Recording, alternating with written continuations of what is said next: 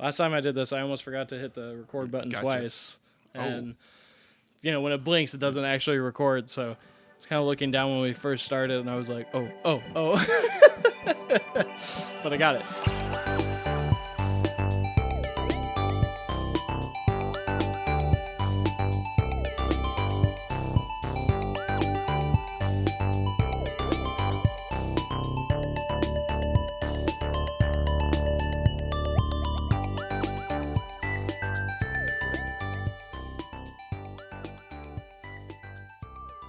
Wassah Dudes, welcome to, what is this, episode 7? Episode 7. Episode 7. We're that's crazy. Almost to the 10 episode mark. Which means, so if that's every 2 weeks, 7 episodes is 14 weeks. Yeah. That's wild. Wow, we've been in it for a while now? That's Dude, crazy. I know, right? That's 4, 8, 12. Wow. That's 4 months. We're dedicated. We are. And still married. Yeah. Both of us.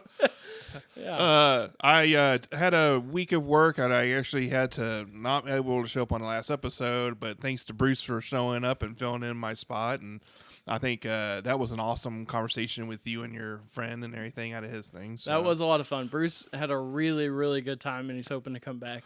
Definitely. So I'm breaking it to him right now that he won't be. Okay. No. Just kidding. I'm sorry, Bruce. Sorry. We had to end it this way.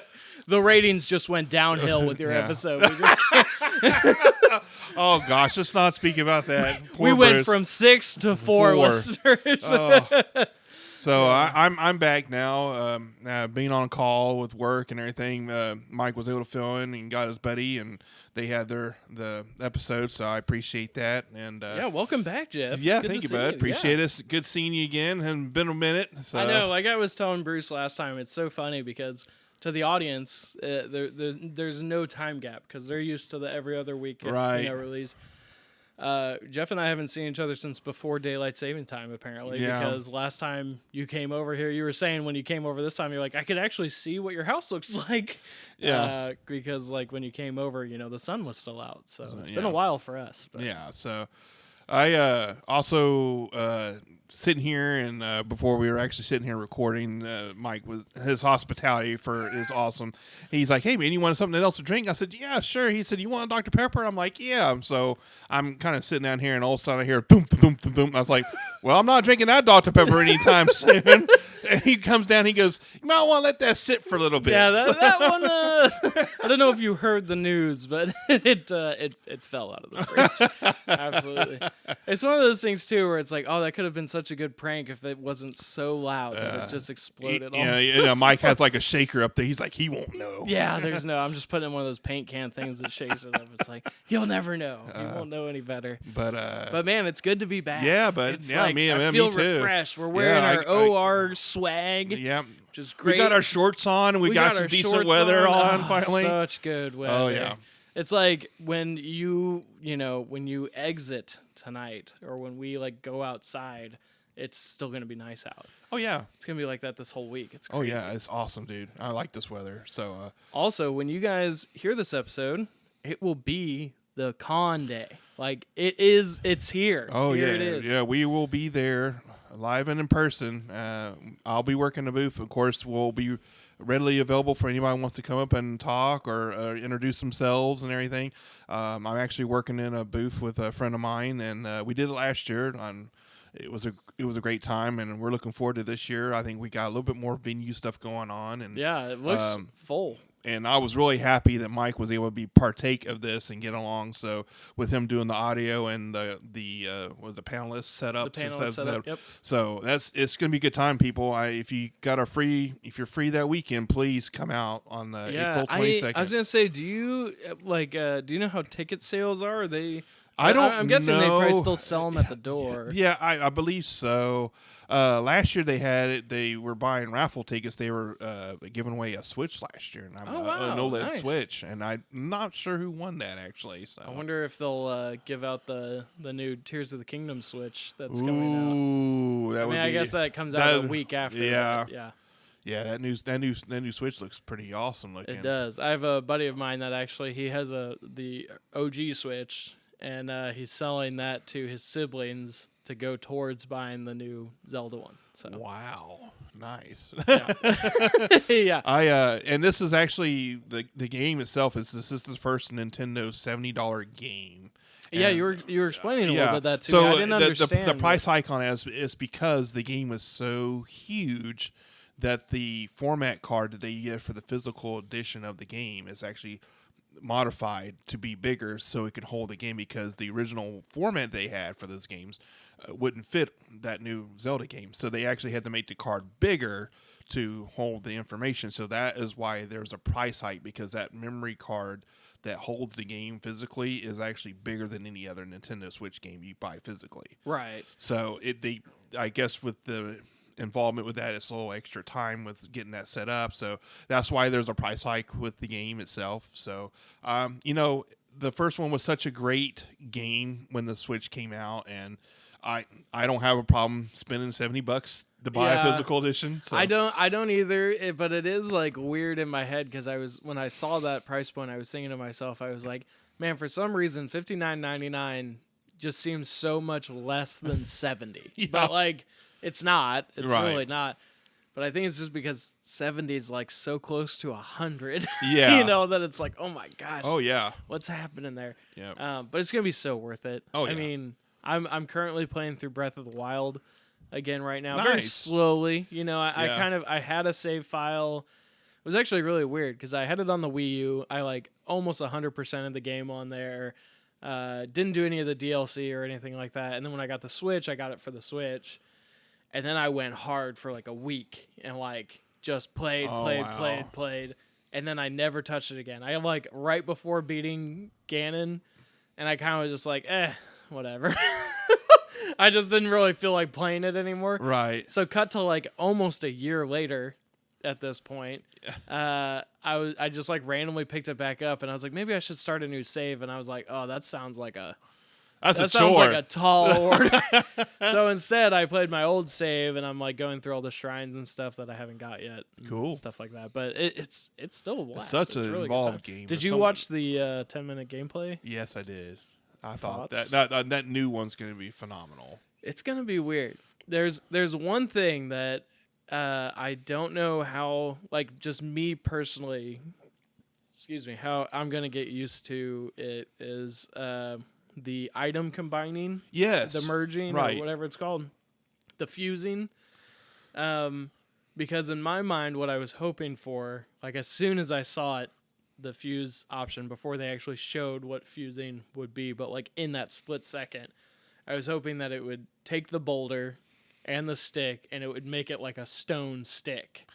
But instead it just kind of puts the boulder on top of the stick and it looks like super goofy. Yeah, like a meatball and a toothpick. Yeah, and so like it just like I was like, oh, I feel like that was a missed opportunity to make like the items still look the same but have the properties. But maybe that's not the point. But for me personally, like when they did the spear plus the pitchfork together and it made that giant stick. Yeah. I was like, oh, I don't know if I like that. I mean, it's a cool idea, but I don't know. I think the crafting in the first one, like it reminds me of the cooking that was involved with the first one. Like you actually, I mean, you could get recipes by making stuff or finding things out from dialogue. So, but like putting something together and it just come out being really bad, you know? Yeah, I'm like, I wonder if I can make this. You know, there was times where I'd sat in the campfire and just cook my heart's content and just to make what I can make to see what would come out and everything. And a lot of it was. Yeah. Some was good, and then most of it was bad. So yeah, the people that like find out all the recipes and stuff is just like crazy. Yeah, someone has spent some hours on that. Yeah. You know, so. But anyway, really excited for Tears of the Kingdom. Yeah. First $70 Switch release, base game, I guess, without anything else included. Have you already got it pre-ordered? I do. You do? Yeah. Where do you have it pre-ordered? I got it pre-ordered on Amazon actually. Oh, that's a good idea. Yeah. I should. Yeah. I didn't get the console. I really do like to get an OLED. I have the very first release Switch still. Right. But I would like to get an OLED. But I was like, I'll get that later. I'm just gonna go ahead and just pre-order the game itself. Right. So. Yeah. I haven't pre-ordered it yet, but I need to get on that. I think I'm so distracted with all the other games that are coming out. Oh, dude, yeah. That are on my wish list. I mean, April, May is just going to be an insane for all consoles, PC, everything included. Do you have anything like coming out on your wish list like that's releasing very soon? Mine is Dead Island 2, which comes out next week. Zelda was the one, but really Street Fighter 6 is actually, for me, that's what I'm looking forward to pre-ordering. Oh, yeah. And I believe that comes out in June, if I'm not mistaken. Oh, nice. Okay. And I think later this year, I think it is. I'll have to look back and see, but I think the new Tekken is actually coming out. Yeah, Tekken 6, I think, or 8. Yeah. I saw the video footage of the characters. Like, that game looks phenomenal. It does. It looks super very graphically intense. Yeah, and I guess I can't remember the last Tekken game that I did play, but I do remember enjoying it. Yeah, Tekken 5 was my last one I played, and I played the remake of had the edit characters and stuff in it. And then Tekken Tag was one of my favorite games. Okay, what was that on? Was that PS2 had Tekken Tag. Okay. Nice. And that one I play a lot of with my friends and stuff. We'd come over Saturday or weekend, and we'd have Tekken tournaments that we would just hold in the house. Nice. And do, and Tag was awesome. So nice. So, yeah. But the new Tekken game looks good. Street Fighter 6 looks phenomenal. It looks really good. I've been actually talking with Mike here right before we started recording that. I've actually been playing Resident Evil 4 Remake, and I'm a huge Resident Evil fan. I love Resident Evil, and 4 for the GameCube. The original OG Resident Evil 4 was one of my favorite games. Yeah. After 3, and then picking this one up as a remake, Capcom did such an amazing job with this game. It feels like a brand new game. Of course, the elements are the same. It's a little harder, but graphically it looks amazing. It plays great. I'm actually chapter 14 in, so by the time this episode probably comes out, I'm going to probably be done with it. Be done, yeah. But it pulls some new elements to the game. Of course, the ammo conversion in the game where you can pick up stuff to make your own ammo, which comes in handy. Because I think that was in 7, wasn't it?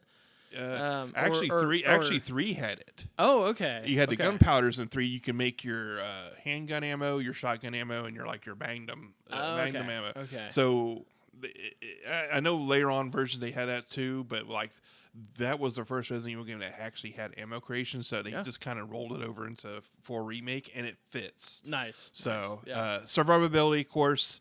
Like any action horror game, to me, that was the first action horror game, and Resident Evil 4 really, it was just an awesome remake. I just have nothing else but good praise for it. I have to ask, because I haven't gotten it yet. I plan to get it. I haven't gotten it yet. What is the not fetch quest, where the person's following you, Alice? Her name's Ashley. Or Ashley. It's the president's daughter, and you actually have there's so many people that are going to be so movies. upset. Alice is in the movies from That's Resident. right. See, I was kind of there. Yeah. So they changed her from the original game too. They make it so it's still the president's daughter. Mm-hmm. The amount of guns and customization in the game is awesome. Of course, everybody remembers the merchant that has the Australian accent, that has the purple cloak. Right. And I think they believe the original voice actor is actually playing that character again. Oh, nice. So you can hear, I smell the blood of battle on you, as soon as you walk up, and, you have stuff you can pick up to sell, and it gives you your money, which allows you to customize your guns or upgrade them, actually. And there's the shooting gallery is still in the game. They put a little more involved where you can go down and get, and you get tokens. If you get 3 of them, there's a machine you can actually go into, drop the tokens in, and it gives you a little collectible thing. Oh. You can actually put them on your case that holds your weapons and stuff, and it gives you benefits. Oh. Like it gives you there's one that increases your ammo when creating ammo. It's one that there's one that if you pick up fish to eat, it gives you full health back from eating the fish. So nice. So it's pretty cool, and then that's something fun to do in the game too. Of course, a lot of people like that, and they just dropped Mercenaries, which I haven't touched yet this past weekend. I think is that online play, Mercenaries? I believe. I don't remember. I haven't touched it yet, but I think you can have it where you can build your score up. I think they keep a global score. Oh, I gotcha. Yeah. So I haven't I wanted to beat the game before I got into that. Right, yeah. But I heard people were looking forward to the mercenary mode. Yeah. So. But definitely, if you played the original OG Resident Evil 4 and you're kind of sitting on the fence with it, I will guarantee you pick it up, you will enjoy playing it and everything. So. What do you think will be the next Resident Evil remake? Oh, because they're gonna do one. I'd be surprised if it was 5. If it was, yeah, I kind of wish it was though, because then you and I could co-op 5 together. I would see 5 being done. I don't care for 6. 6 was this.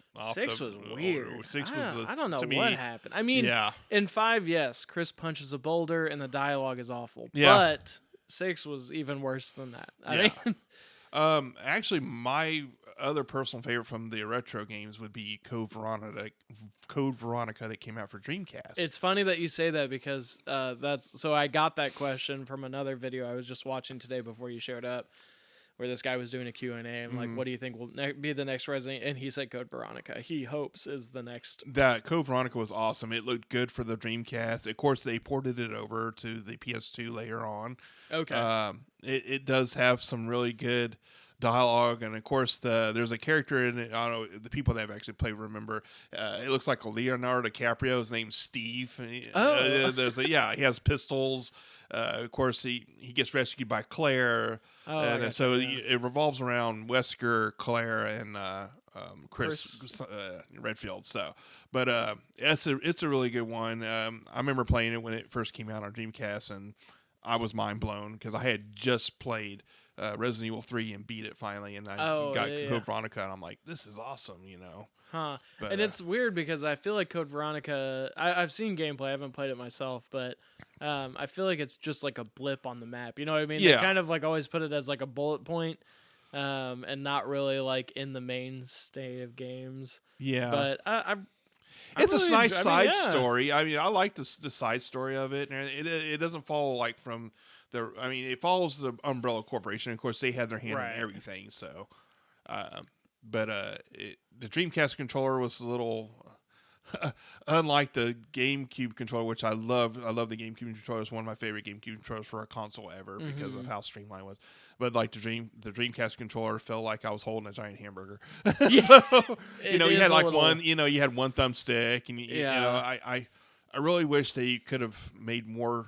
A revision of that when it came out, but it was Dreamcast is still one of my favorite consoles ever. It was just short-lived, and I wish it could have kept on. But I think was I telling you that I owned a Dreamcast for like 3 days or something? Yeah.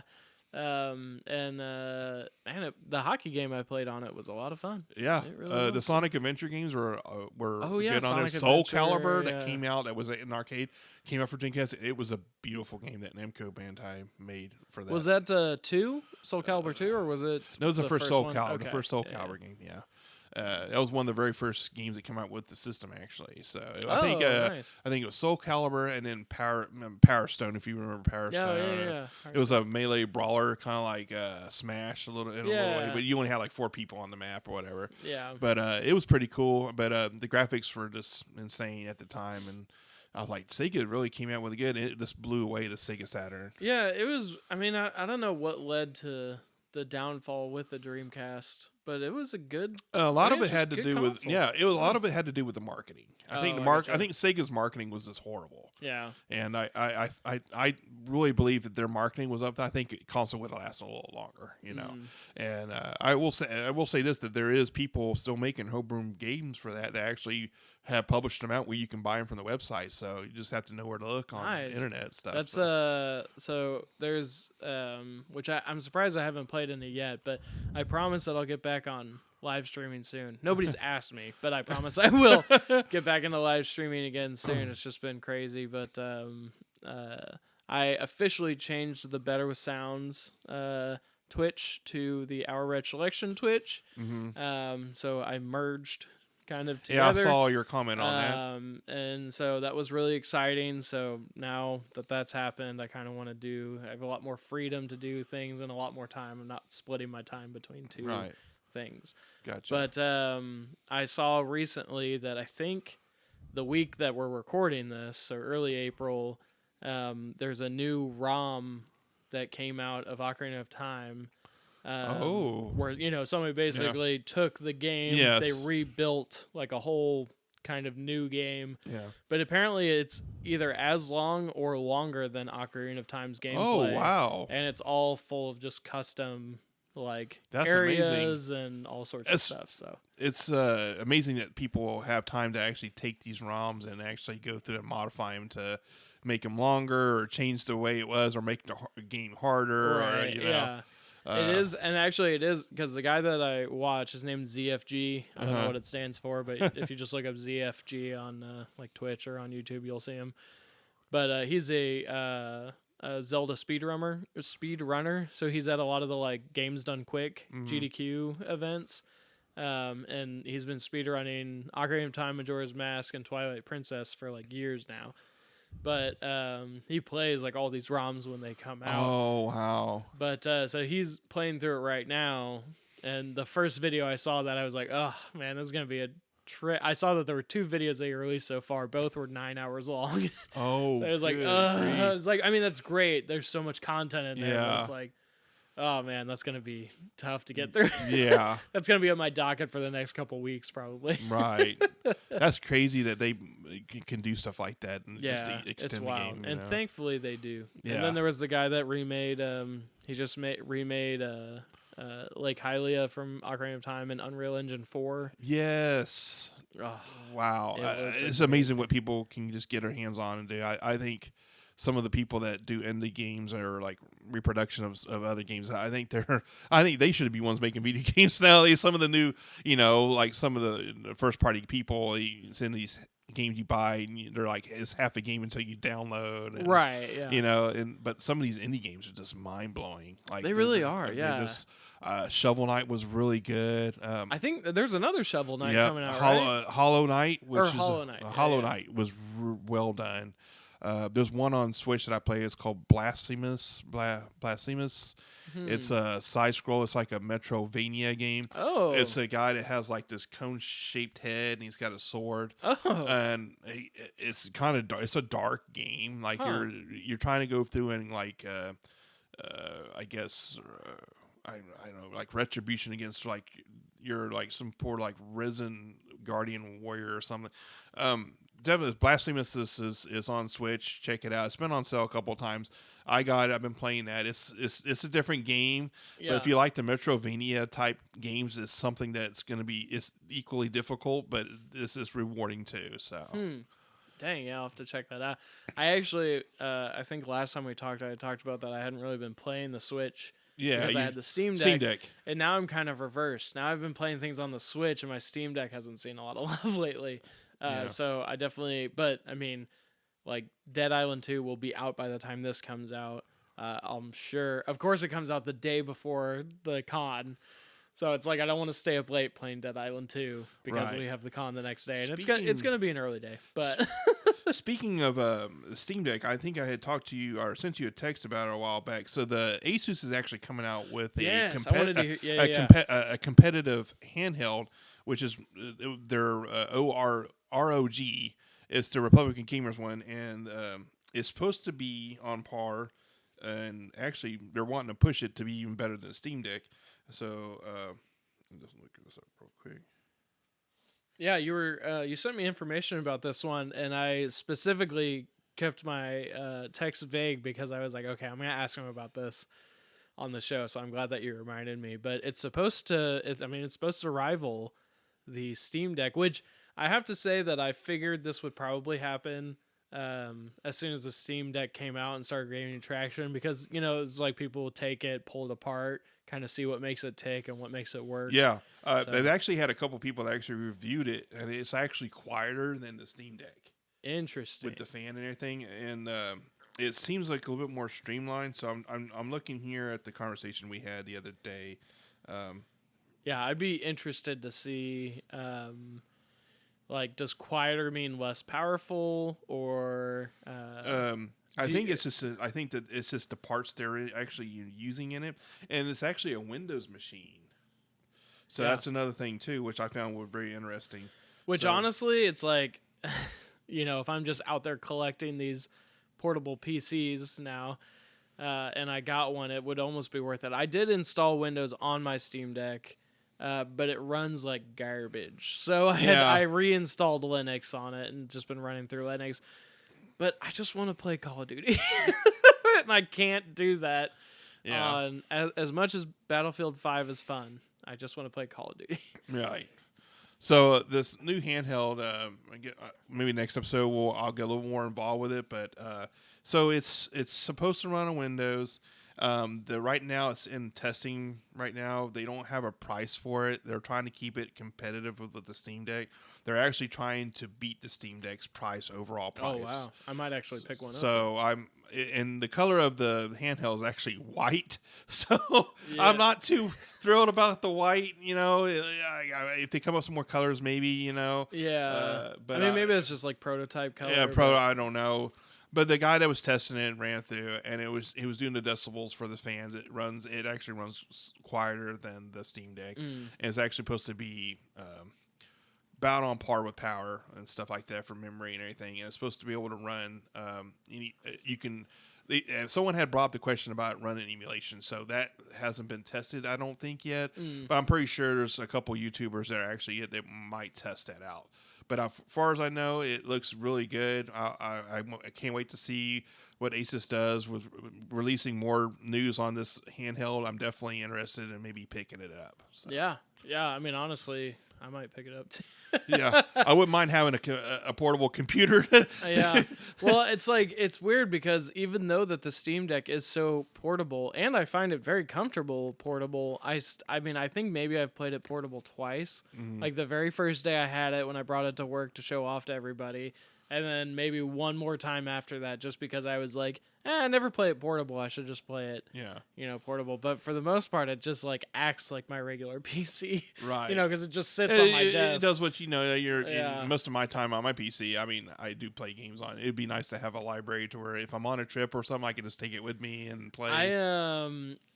Just speaking of PCs and gaming, before I forget, I would love to play because actually I want to name drop them again.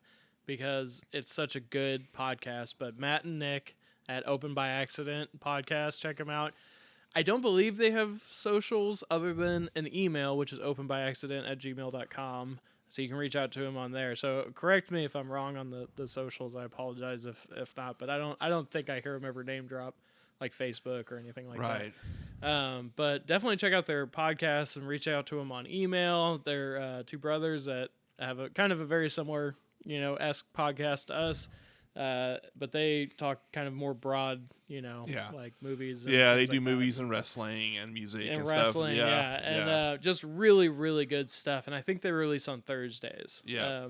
But every episode that they come out with, I end up just like listening to like right away. And, I actually talked to Matthew Gimpher that actually was one half of that podcast, and I've known him for quite a while. So he said he was going to be at the con for us so he's going to get a chance to meet us too, so I'm hoping maybe we can do some like collaboration. That'd be awesome. Absolutely. I think four of us on a podcast would be really cool. It would be would be awesome. I definitely have some topic, a couple topics just to go through and everything, and then they can broadcast it on theirs. We can have our own too. That'd be awesome for everybody to listen to. So that would be awesome. I was going into that because I was going to say something about him, but so I don't remember what it was that I was talking about, but I just wanted to name drop them anyway. Was you talking about the Midwest Classic? Was that the? Oh yeah, I was going to say that they went to or at least Matt went to the Midwest Classic. He had a booth there, so he was talking about that.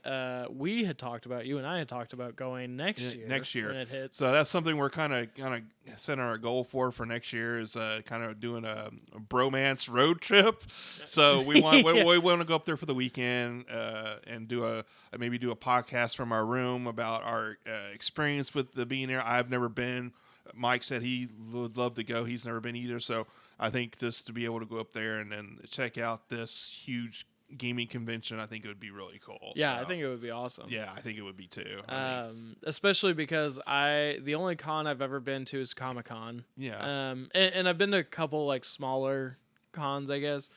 But I'm not a huge Comic-Con guy just because I'm not huge into the comic book series. Oh, so, okay. but I've never been to like a gaming con. Right. So I'm really excited to go there. I'm surprised Right. I've waited this long to go to one. Yeah. But I'm also hoping that maybe next year or the year after, GDQ will be back in person. That'd because be cool.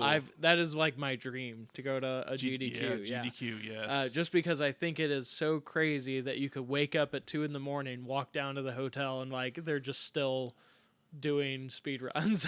Yes. It's like the Olympics. It just runs 24 hours for like 7 phenomenal. days. I watched a couple being streamed on YouTube, and it's just crazy. I watched the guy that did the Ninja Gaiden stream that ran that speed run. He was so phenomenal going through with that speed run. And there's another guy I watched too. He's done like Super Mario Brothers. He knows where the glitches are, how to get through. Yeah. So I mean, there's a lot of them out there. And then I think the one guy, they actually had one year they had a Tetris competition where they were just doing it on the fastest speed, and these guys were just tearing it up. I mean, I couldn't even keep up with it. They just knew how to manipulate the puzzle pieces as they come down. I'm like, good grief, there's so much practice involved with that. I know, and it's like, yeah, whenever I see stuff like that, I'm like, oh my gosh. Like I remember still having Tetris on my Game Boy, back in the day. Yeah. And I'd probably get to like level 3 or 4 and just thought I was rocking it. I was like, oh, I'm like the king of the playground, baby. I know exactly what's going on, but these dudes are just like busting it out. Yeah. It's crazy. So like, me growing up in the 80s, being an 80s kid, and then getting my Nintendo stuff is like when, we didn't have internet back there, so you actually had to read about it in Nintendo Power about them having these gaming tournaments, and I always, as a kid, wanted to be part of sitting there with a number on my chest and playing games and doing these championships and stuff like that. It was just a dream for me to be able to play competitively when I was that age, because I love Nintendo. I love playing the game.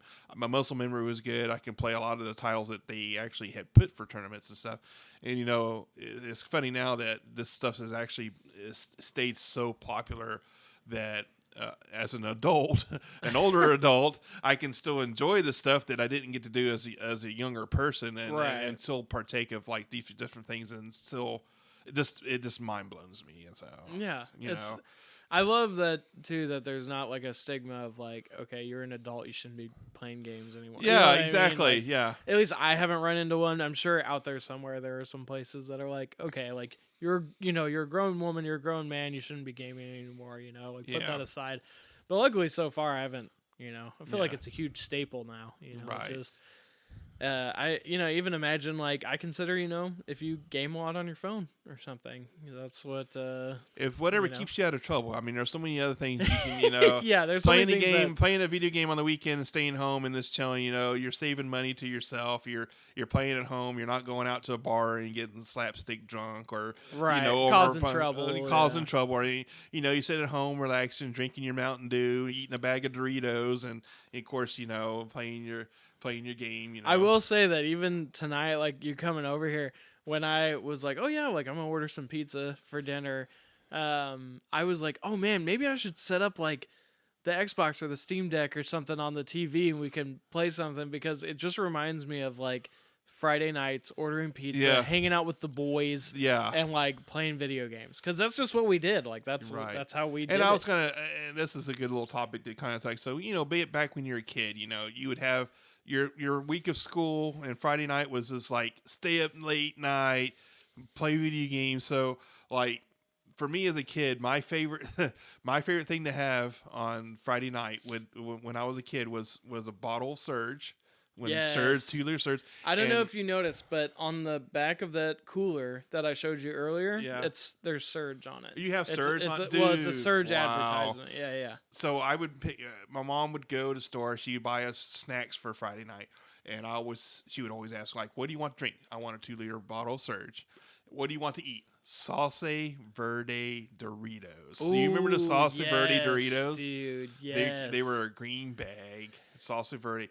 That was my go-to for the longest time, and then I would stay up and play Mario Brothers or Double Dragon 2 or Battletoads during Friday nights with my brother. We'd set up, get our goodies, turn on the old CRT TV, and then go to town until like 11:30 or 12 o'clock at night, playing games, drinking Surge, eating some Doritos, Dude, and that's like the vibe, because like for me it was on Fridays was grocery night for my parents, but it was also pizza night. So it was but like they are always like, okay, if you're good at the grocery store, our grocery store had like a rental place attached to it. Yeah. So it's like you can rent a game and we'll have pizza for dinner. So you know what I mean? So it's like, come home from school, if you're good at the store, like if you don't cause a fuss, you can rent a game, you can pizza. So that just kept us, we're just like little soldiers walking through like, oh yeah, like anything you need, whatever you want, we'll be quiet. You go talk to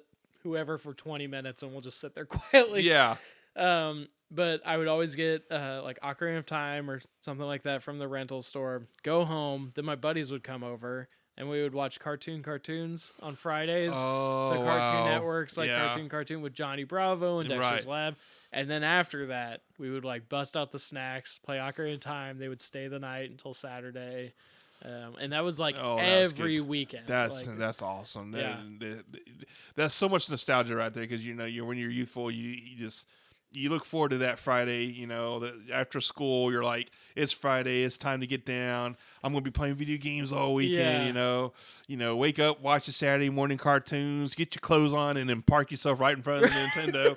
Unless it's nice outside and you were told to go play outside. Right, yeah. But during the wintertime, it was so cold and whatever. It's like, we just get up, Saturday and, pop open that Nintendo and we play Mega Man or whatever game we were playing that we were wanting to beat at the time. Yeah, I was gonna say, for me, luckily I got to a point where my mom would just be like, at least open your window. You know what I mean? She'd be like, it's so nice outside, like at least open your window. Yeah. And then you can game. I don't care, but just keep your window open.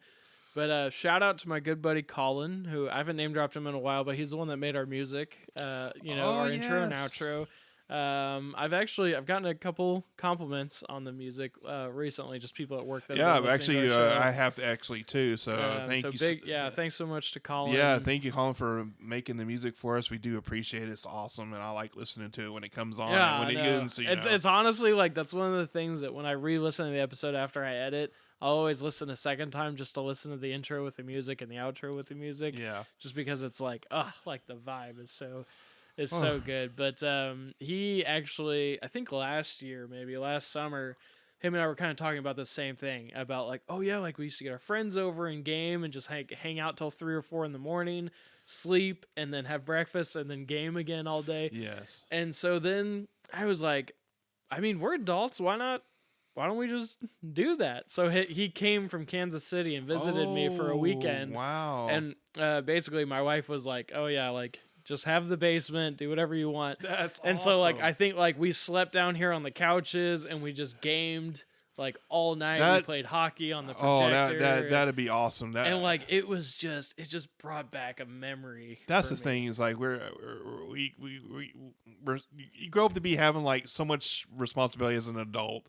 And then just days where you feel like, I wish I was a kid again, Yeah. It's like, I just want to act like a kid, Right, And then doing stuff like that actually brings it back, and it makes you feel good. It does, yeah. And I just love, like, I loved the feeling. And then I was like, I mean, we're grown adults. Like, why can't we do that? Every once in a while at least. But I was just, and I was actually talking to my wife a while back. Like, I remember kids. Did anybody remember building forts with their bed sheets? Do you remember taking your chairs and setting up forts to kind of sit there and watch TV underneath a fort and just be a kid? And my wife was just laughing. She goes, I can't see you sitting in the floor building a fort, Oh my I'm like, gosh, you know what? I don't care. If it hurt to even get up, I said I'd probably do it anyway. I wouldn't care. Dude, over the summer, my parents would get so mad because we would just run up the electric bill because we would set the thermostat to like real low, cool. So the AC would come on and we had the floor units or whatever. Oh. So we'd tape a sheet around that and then put like heavy objects around the sheet and just have like a giant igloo bubble in there. And we'd be wearing our winter jackets in the summer, just sitting there like hanging out and playing video games and stuff. And then like the air conditioner would turn off and the sheet would just slowly fall down. And it was just like such a weird thing. My mom would be like, why is it 62 degrees in the house? or whatever. Like she'd come home from work and be like, "What is happening?" Hey, kids, you gotta imagine, imagination. I remember. Yeah. I don't even think I could fit in a bedsheet anymore. I don't think so either, but here's the thing: like when I was a kid, that was like a fortress. Like there was so much space. Did you have yours set up where I used to take my school book bag and put like snacks and stuff in there, like I was I was surviving out. Yeah. I used to do that like outside, so like I would nice. I would have like snacks or like. I remember too in the wintertime, like especially after all my siblings and stuff kind of like moved out, and it was just like me and my brother in the house. Like the wintertime, I would like load up a backpack with supplies, and then it was like in the age of me learning how to play with matches. And so yes. I'd have like a little matchbox, and I'd go outside and I'd pretend like I was traveling through. Like I would go hang out in the woods for like 10 minutes. Yeah. Come up through the woods and pretend like there was an apocalypse or something, and I just came upon this house and like nobody was in there anymore. I mean. Just wild. And I'd make like a little fire out in the driveway, which my mom hated. Yeah. But like, I would just like grab a bunch of leaves and pretend like like I'm surviving out in the wilderness. Just, oh man, what a memory. It is. Unlocked. It's just, you're being a kid, you're just imaginative with everything. And like every kid, I think you probably did too. Like, do you remember bouncing around your mom and dad's furniture, pretending the floor was lava? Yes, yeah. I mean, they made a whole TV show about it. I remember that. I did remember that. Yeah. Doing that as a kid, you're like, oh, don't touch the floor, it's lava, Right. Well, it's funny that you mentioned the fort thing because, my wife and I, we have a king size bed. Things are nice.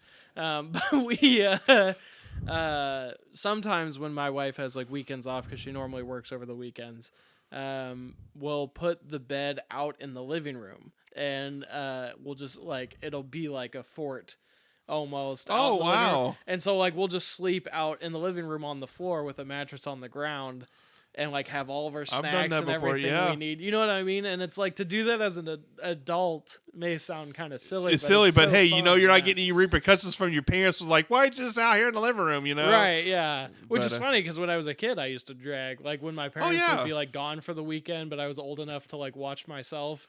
I'd like drag my mattress out to the living room because I was like, that's where the big TV is.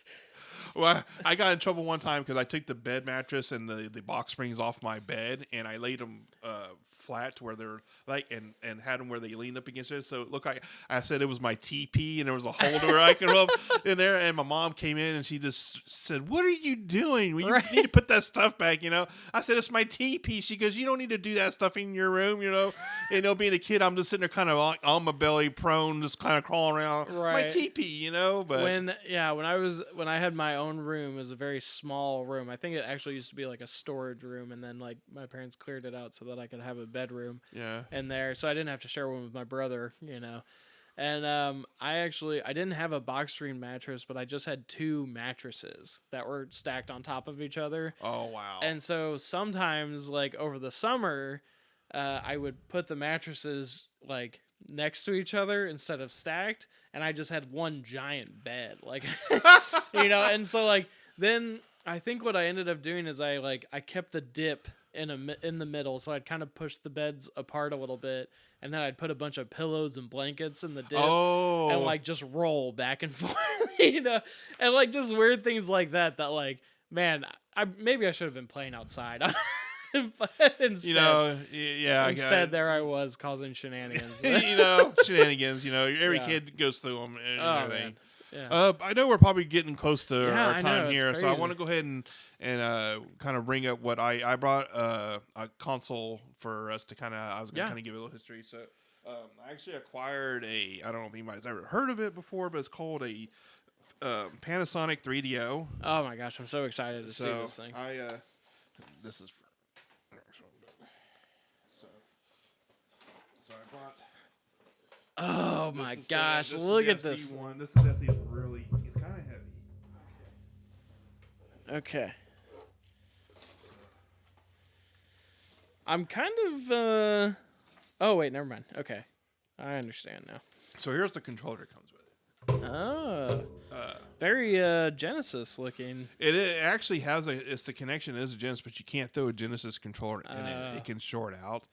But as you can see, the console itself, it didn't have a separate power supply like the new consoles do. Right. So it's all one unit. And these actually came out with the RCA connections. So you can see on the back, you just needed a pair of RCA cables for it. Oh, yeah. I see. Wait, is it only one player? No. That was one of the things I was going to go over was so the controller, when you put the controller in for that, you daisy chained them. You hook another controller up to the same port, it would work off a daisy chain. That's interesting. Very, very interesting. So the Panasonic 3DO was actually released in 1993 in November. While you're talking about this, I'm gonna take a picture. Go ahead. We can probably put that on our Retrolection Facebook page and everything. Absolutely. So the 3DO actually came out in 1993 in November, and the console itself was $700. And for inflation days and stuff like that, it'll probably be over $1,000. Right. But the guy that came up with the idea of it was Trip Hawkins, and I don't know if anybody knows who Trip Hawkins is. He was the first CEO and founder of EA. Oh. So he was the one that kind of put this together. So when this was being made, they actually went to different manufacturers. So they actually proposed this console to Sony, but Sony was already involved with making their PlayStation. So they turned it down, and Sega had seemed to be a little interested with it, and they just decided last minute, like, we're not going to do anything. Right. So the system itself was actually contracted out or third-partied out to where it was done by 3 different manufacturers. So one was done by Panasonic. There was one done by Gold Star, which is now LG Communications or LG Electronics. Right. And then the other one was Sanyo. So each company made their own version of the 3DO. So the Panasonic, and then there's one that Gold Star did, and then there's one that Sanyo did, and they all look different. And then they actually had 2 models. This console actually lasted from 93 to 96. So wow, yeah. It wasn't received very well in North America. I was going to say, I'm surprised it lasted that long. There's a few good games for it. I actually have Super Street Fighter 2, and I've been playing it. I did not have one growing up. I wanted one, but it was just so expensive. Right. When Sega came out with their Saturn, and when Sony came out with their PlayStation, this console actually took a back seat. They actually dropped it to $500 to try to sell it. Yeah. But the games involved with it, there wasn't a whole lot of games that kind of stood out. The best-selling title for the 3DO was actually Jex, which is the Jex Gecko. Oh, yeah. So that actually came out for the 3DO, and that's actually their best-selling game for that console. I've played it on PlayStation, I think. Really? I think Jex came out for PlayStation. Oh, okay. Yeah, I was going to say, I know I've played it before, but I've never played a 3DO. Right. But So the console had a few peripherals. Actually, Capcom made a specialized controller for the 3DO to play Super Street Fighter 2 that actually had a handlebar type thing. You put your hand on it, and had the D-pad was underneath the thumb and everything. But it just didn't take off. It was expensive. I have played Super Street Fighter 2 on that, and I have Super Street Fighter 2 for PlayStation. And it's funny that I played on the 3DO, it actually has faster load times. Oh, really? Than the PlayStation 1. I was mind blown. Wow. I was like, what? How is this actually reading faster than?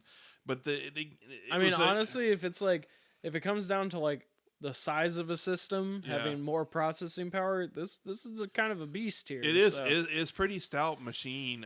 It looks sleek, but right, and it actually the tray system. There's this tray system that pops out for when the PlayStation, it was just pop it open and pop it in. There's a tray system. It would boot really fast to kind of like what PlayStation had with its logo and stuff. So it would pop up the 3DO, and then it would just immediately go into the game. But it plays music CDs too. That one there actually had some things wrong with it, and I actually worked on it. The voltage regulator on the optical pickup was not working, so I had to fix that after I kind of tweaked it out with an ohm meter and stuff. It was actually reading disc after that. So it actually, a friend of mine at work actually had it and said he didn't know what it was. He didn't want to keep it. He said, "Hey, you want it?" I said, "Sure." So he had all the stuff for it and everything. Yeah. So, I bought it for $60. Ooh, good. Yeah. Yeah. So, and then I actually had to work because I didn't know if the parts were bad in it. So he said he was fine with that, and actually it works pretty fine. I mean, $60 for like something that could be broken is a gamble. So yeah. So I mean, I work on stuff, and I was just kind of seeing if it's broke, it's broke. If I can fix it, it'd be awesome, and it did come to life. So I mean, for $60, if it were like completely broken, it would be such a fun display piece. Yeah, but it runs good. I have it on my old CRT TV and everything. So what I noticed on here is that on the back, you've got your composite, your S video, and yes, the infrared. There is the channel select too, which is funny. Yeah, for the RF. Sorry, not infrared, the RF. The RF. So yeah, when you can but hook it up. There's a slot on here for expansion, which I don't know what that was for. And then on the side, there's an AV expansion. There's a little bit more involved with that. I haven't gone through it quite as elaborate with the thing. I kind of wanted to get more of a history, but I know the Japanese had some nice peripherals that went along with that. Oh, okay. So actually, it's funny. I didn't know, but there's a company that makes a controller adapter for it. Actually, you can run Bluetooth controllers to it. Oh wow! So I'm actually thought about what? That's a good idea. So I'm actually maybe purchasing that Bluetooth controller adapter to where I can run a Bluetooth controller where I can play games. And it does have some games that actually came out for Sega Saturn later on. There's a Starblade was one of the games that actually came out for the Sega CD, and that was popular in the 3DO. Got a copy of it. Road Rash. Anybody that has played Road Rash. Actually, Road Rash for 3DO was really well done too. There's Wing Commander. Yep. There's Super Street Fighter 2, Jax.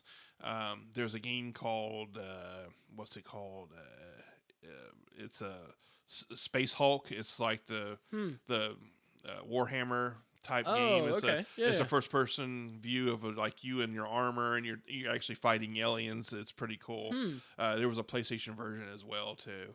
But it's kind of hard to find the games without complete in box. They're kind of hard, rare. Yeah. I actually went on eBay because I was like, I'm gonna buy me some controllers for this, and even the controllers are way expensive for this thing. I wasn't very much on eBay, and I can't find it. There, I think a couple of them that were used, people were selling them for $100 or $150. I'm like, that's a lot. Luckily, the ones that I have actually work perfectly fine. I actually have a 6-button one that works with Street Fighter, and I have the actual retail version of the controller that comes with it. But it was pre-PlayStation, and I think the company 3DO actually hit on something that was going to be mind-blowing. Some of the games look pretty good on there. There's the Night Trap game, which came out for Sega CD. Actually, there's a Night Trap. I didn't know. There's Night Trap for 3DO. You can get too. But it's kind of a niche console, I guess. It's not something that kind of stands out. But I always wanted to own one, so I got a chance. I was gonna say I used to mix up the 3DO with Philips CDI. Oh, you know what I mean? Like just because I know that actually I think when you first sent it to me, that's what I was thinking of was the Philips CDI, because I noticed the port on the front for the controller, and at least one of the Philips CDIs has a controller port for player 1 on the back of the console, and player 2 is on the front. Yeah. So it's super weird. Yeah. And I didn't know about the console just having one port. And I'm like, well, how's someone going to play? And I read, I'm like, why is this I was like, oh, you daisy chain the controllers. That is so weird. Weird. Like to have a controller plugged into your controller. I would, especially if you're excited and you start pulling your controller, like pulling the other guy out. I was going to say, the other thing that I thought of are like the people that rage. If they break a controller, now you broke you broke your daisy chain. So it is a nice little find. It's in really good condition. I cleaned it up. I actually have it sitting in my room along with my other consoles and stuff. And my wife she just shakes her head. And she's like, more junk for the. And I'm like, no, it's not junk. No, it's never junk. But or organized hoarders. It's just something. Organized hoarders sounds a lot better. Hoarders. That's what my wife says. Yeah. So it's something that I tinker with and play and have fun with. I got a couple games for it. I plan on maybe gradually kind of picking up some more for it that I think would be pretty cool to play, just to get the library and something that maybe future episodes I can kind of hit on that, maybe compare with some of the modern day consoles at that time that actually had to, But it was interesting. It's cool. Yeah, it's really cool, and it's clean. It is. It's like When he had it, it was in a garage. It was kind of dusty, and I cleaned the snot out of it trying to get it to look good. It had a smell to it, but I was like, oh, that smell doesn't smell good. I was like, I hope it didn't burnt out, but it wasn't. So, but Trip Hawkins, the original founder and CEO of EA. Actually, this was something that he presented as a product for them and kind of went off with it. And it's sad it only lasted for 3 years. But but I mean, there's something good and something bad about having less like mainstream consoles on the market. I feel like, having your PlayStation, Nintendo, Xbox, I feel like that's a good enough number to keep the monopoly down. Yeah. Not to say that anyone that's aspiring to make their own console come out. Yeah. But sometimes I wonder if we'll ever kind of see another some other company, mainstream console. Console it's always company come to me out. When I was growing up, it was always Nintendo and Sega. Before Sony and Microsoft got involved. I was gonna say, especially too, because I mean, even if before they focused on exclusives, if they just focused on third-party games that go across all consoles, you know what I mean? Like that could be their startup. Yep. It could just be like a preference, because I know some people say they only play PlayStation because they like the controller layout better than Xbox is, but it has nothing to do with the graphical limitations. It's just like everybody has their own flavor, and everybody likes the way their controller feels in their hand. When the original OG Xbox came out and they had their controller unveiled, the Duke, yes. The hamburger of death. I could never play really good with that until they came up with the S version of their controller, which I feel a lot more comfortable playing. Right. Yeah. So I when Sony came out and had their PlayStation, I loved the PlayStation. I loved the PlayStation 2. And then when Xbox came out, I'm like, I don't know. And then I'm like, oh, this new controller looks pretty cool. I might go ahead and buy me an OG. And I was like, oh, I really like the OG right, Xbox. Yeah.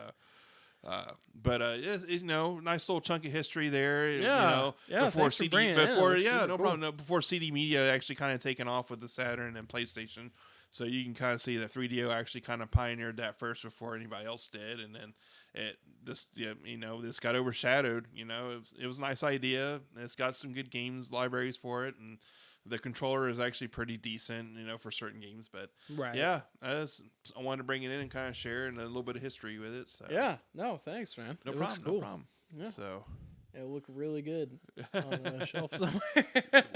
Yeah, if I can ever get some more controllers for that'd be awesome. We can hook it up and try a couple games on it. I thought that would be kind of cool. Well, I was gonna say there was one good thing about Windows being installed on the Steam Deck that worked, is that now we can live stream using the Steam Deck. Oh, that's before really cool. Linux would not work for us. When we did our GoldenEye stream way back when, I ended up having to pull my tower out and put that where we were to stream, because my Steam Deck would just not accept OBS. It wouldn't work with any of the streaming stuff. Twitch, needs a third-party stream to actually operate. So now that Windows is on, it actually works. Oh, that's good to know. That's really good. So now we can stream a lot easier. That's awesome. Yeah. Hey, okay, let's get away from the merchandise. Roxy's just wanting to hop all over everything. Your dog, she's curious. Like, what is this? Right. Let me just put all my germs on. So but yeah, I think this is a good spot to end for this one. Let's go ahead and do a closure here. And, so by the time you hear this podcast, it will be the day of the con. So come out. See, I mean, I'm sure that they're going to have general admission tickets available. I would be surprised if tickets were full. Especially with people coming and going all day. So. Be sure to come out. I was gonna say too. Maybe you'll see somebody with some controllers. I'm hoping to maybe find a few games too if someone brings any. So yeah. So but we'll be there today, as in today when this releases. Come out and see us. It's gonna be so much fun. I'm so excited. Yeah. I have my birthday coming up the week before, and I'm more excited about. Although my wife is doing something really cool for me, so I'm really excited. He's already got his mind on the con. Yeah, but right after that, but my actual physical birthday is just one day closer to the con. So anyway, just be sure to come out and say hi. Yeah. And thanks for listening and being here. Again, check out Open by Accident. Yeah. And then thanks again to Colin for making our music. Thanks again to Bruce for co-hosting last week and for us. Thank you for having me come out again, Mike. I've been enjoying it, and I've been enjoying all these episodes so far. I'm glad I had some time this weekend to come out and do another episode. Oh, yeah, dude. So much fun. So everybody remember to collect, play, repeat, and we'll see you next time.